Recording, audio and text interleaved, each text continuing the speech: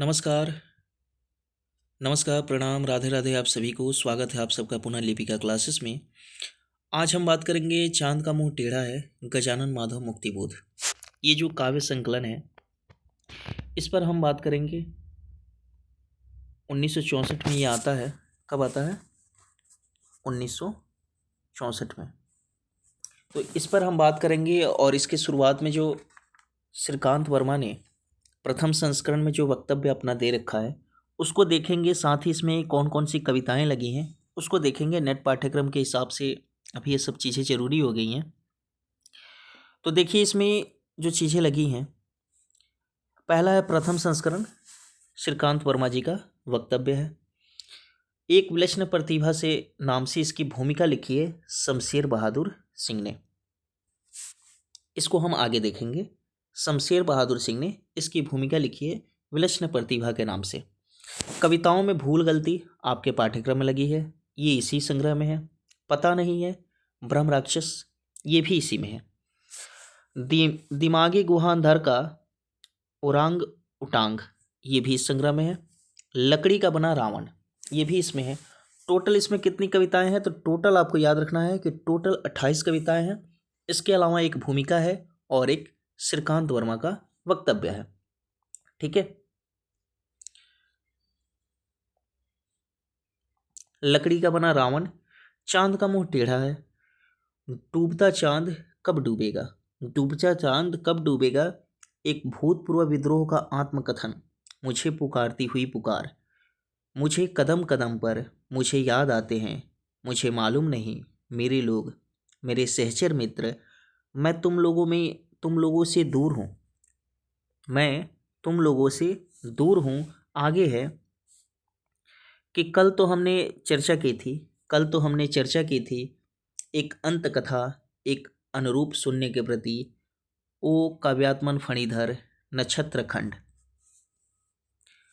दूसरे तरफ देखिएगा, दूसरे तरफ है चमक की चिंगारियाँ शून्य, जब प्रश्न बौखला उठे, एक स्वप्न कथा, अंतःकरण का आयतन, इस चौड़े ऊंचे टीले पर चंबल की घाटी में, और साथ ही इनकी महत्वपूर्ण कविता अंधेरे में।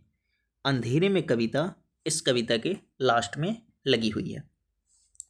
आपको कमेंट करके बताना है ये अंधेरे में कविता जो है कितने भाग में, इसकी जो बड़ी कविता है तो ये छोटे छोटे कितने भागों में बटी है, ये आप कमेंट करके बताएंगे कि अंधेरे में कविता छोटे छोटे कितने भागों में है।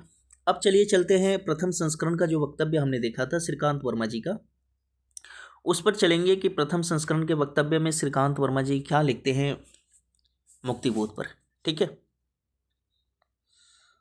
तो ये आपके सामने है प्रथम संस्करण का वक्तव्य, इसे आप देख सकते हैं।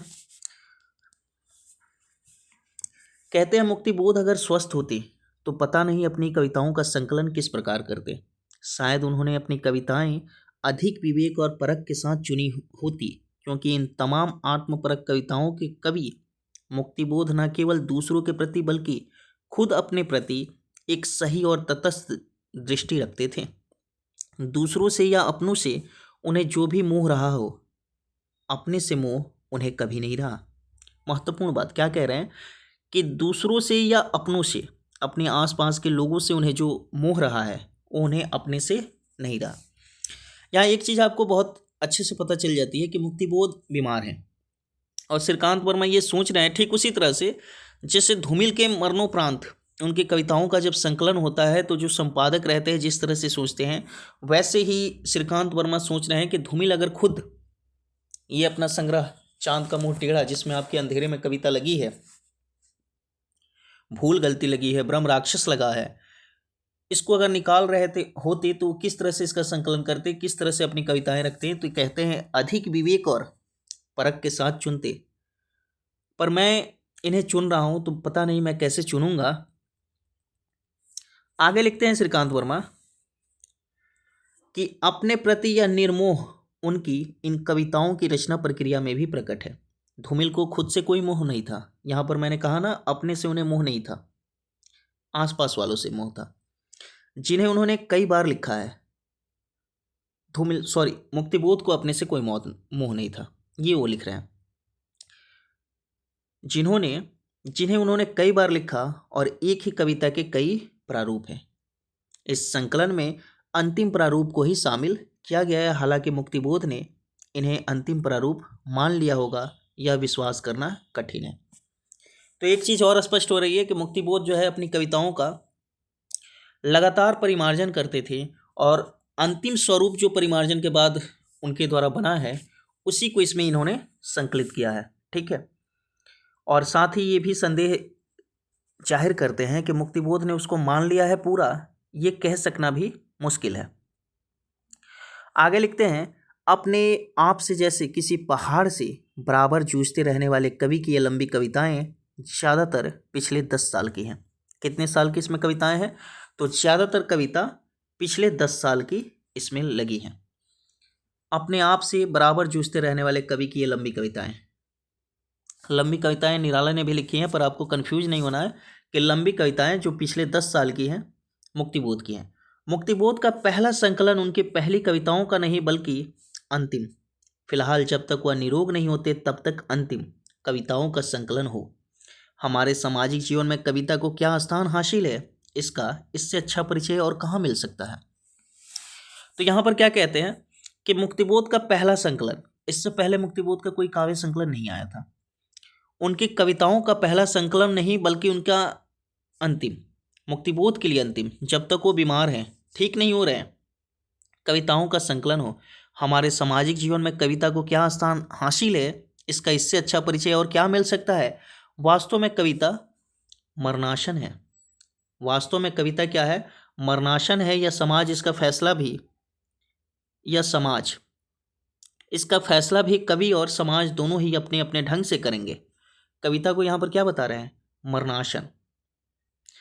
वास्तव में कविता मरणाशन है या समाज, कविता मरती है या फिर समाज मरता है, इसका फैसला कवि और समाज दोनों अपने अपने ढंग से करेंगे। ये इस वक्तव्य की एक महत्वपूर्ण पंक्ति है जिसे मैंने अंडरलाइन किया था, आप इसे नोट करके रखेंगे। ठीक है। आगे कहते हैं कि फैसला कवि और समाज दोनों अपने ढंग से करेंगे। मुक्तिबोध तो शायद यह नहीं मानते, मगर मैं यह जरूर मानता हूँ कि अपनी मुक्ति के लिए कवि भले ही जिम्मेदार हो, समाज की मुक्ति के लिए कतई नहीं। अपनी मुक्ति के लिए कवि जिम्मेदार ठहर सकता है, पर समाज के लिए कभी नहीं। ये श्रीकांत वर्मा का अपना निजी मत है। कह रहे हैं कि मुक्तिबोध शायद ये मान भी ले कि कविता मरणाशन है या समाज, ये फैसला मुक्तिबोध कर भी ले, पर मैं ये कभी नहीं मानता कि समाज की मृत्यु के लिए कवि जिम्मेदार नहीं है।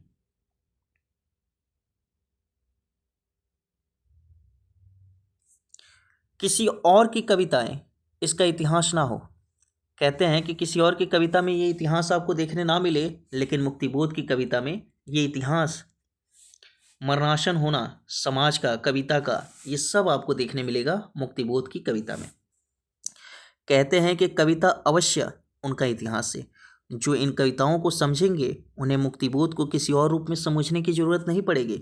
जिंदगी के एक एक स्नायु के तनाव को एक बार जीवन में और दूसरी बार अपने कविताओं में जीकर मुक्तिबोध ने अपनी स्मृति के लिए सैकड़ों कविताएं छोड़ी है, और ये कविताएं ही उनका जीवन वृत्त है। मुक्तिबोध की कविताएं हैं क्या है? मुक्तिबोध का जीवन वृत्त है। ठीक है। आगे लिखते हैं कि बीमारी के दौरान मुक्तिबोध ने इच्छा जाहिर की कि इस संकलन में उनकी 2 कविताएं, कौन कौन सी 2 कविताएं? चंबल की घाटियां और आशंका के दीप अंधेरे में। अंधेरे में कविता का पूरा नाम था आशंका के दीप अंधेरे में। तो चंबल की घाटियां और आशंका के दीप अंधेरे में जरूर शामिल की जाए, ये मुक्तिबोध की इनसे अर्जी थी। साथ ही क्या कहते हैं कि दोनों एक के बाद दूसरी छापी जाए। ऊपर मैंने दिखाया था अंधेरे में लास्ट में लगा है, और उसके ऊपर देखिएगा आप चंबल की घाटियां लगी हुई थी। तो ये दोनों एक साथ छापे जाएं और साथ ही शीर्षक बदल दिया जाए। किसका? अंधेरे में का। दूसरी का शीर्षक बदल दिया जाए, यानी आशंका के दीप अंधेरे में का शीर्षक बदल दिया जाए। उन्होंने कहा था कि आशंका के दीप अंधेरे में, यह शीर्षक एक विशेष मनस्थिति के प्रवाह में मैंने दिया था। उनकी इच्छा के मुताबिक शीर्षक से मैंने आशंका के दीप हटा लिया। हालांकि मुझे लगता है कि यह शीर्षक इस कविता के अर्थ को अधिक अच्छी तरह व्यंजित करता है। आशंका के दीप अंधेरे में हटा लेते हैं मुक्तिबोध की अर्जी पर।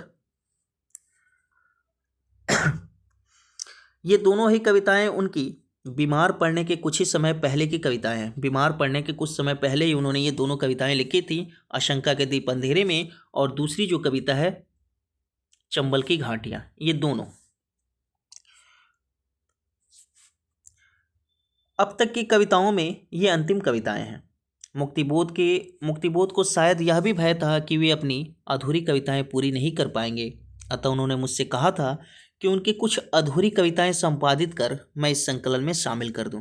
अधूरी कविताओं को भी संपादित करके संकलन में शामिल करने की बात मुक्तिबोध ने इनको कही है। सिर्फ उन दो को ही क्रम में रख करके अंधेरे में का नाम बदलने की ही बात नहीं कही है, अधूरी कविताओं को भी इसमें संपादित करके शामिल करने की बात मुक्तिबोध ने कही थी। लेकिन मगर यह सोचकर कि मुक्तिबोध की रचना प्रक्रिया समझने में उनकी अधूरी कविताएं सहायक होंगी, मैंने उन्हें वैसा एक अलग संकलन में छापने के लिए छोड़ रखा।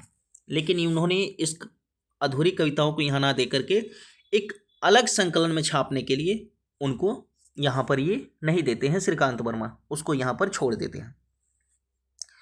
मुक्तिबोध जी अपनी कविताओं को अपनी जिंदगी से अधिक सहेजते थे। मुक्तिबोध अपनी कविताओं को अपनी जिंदगी से अधिक सहेजते थे। इस समय अपना संग्रह देख सकने में असमर्थ हैं, बेहोश हैं, लेकिन वे सब नवयुवक कवि जिन्हें मुक्तिबोध ने इस हद तक प्रेम किया कि वे कभी मुक्तिबोध को भूल नहीं सकते या विश्वास करते हैं कि वे पूरी तरह निरोगी होंगे और अपनी कविताओं के पहले संकलन को देख सकने में समर्थ होंगे। इस संकलन के प्रकाश में अन्य अनेक नवयुवक साहित्यकारों की दिलचस्पी रही है और संकलन के लिए कविताओं के चुनाव में मुख्य रूप से किसने सहायता की है? अशोक वाजपेयी की सहायता प्राप्त हुई है। अशोक वाजपेयी ने मुक्तिबोध पर और दो प्रमुख कवियों को मिलाकर के एक रचना लिखी है, कविता के 3 दरवाजे। तो ये वही अशोक वाजपेयी हैं जो कवि और काव्य के आलोचक के तौर पर जाने जाते हैं। तो अशोक वाजपेयी इनकी मदद करते हैं इन कविताओं के संकलन में, ये नाम आपको याद रखना है। श्रीकांत वर्मा का ये वक्तव्य है 14 अगस्त 1964 नई दिल्ली में, ये वक्तव्य उन्होंने लिखा है। उस समय मुक्तिबोध की अवस्था क्या थी? मुक्तिबोध बीमार थे और बेहोशी के हालत में थे जब ये संकलन तैयार किया जा रहा था। तो आज के लिए इतना ही है। धन्यवाद आप सभी का। अच्छा लगे तो लाइक करिए, शेयर करिए, कमेंट करिए, ठीक है।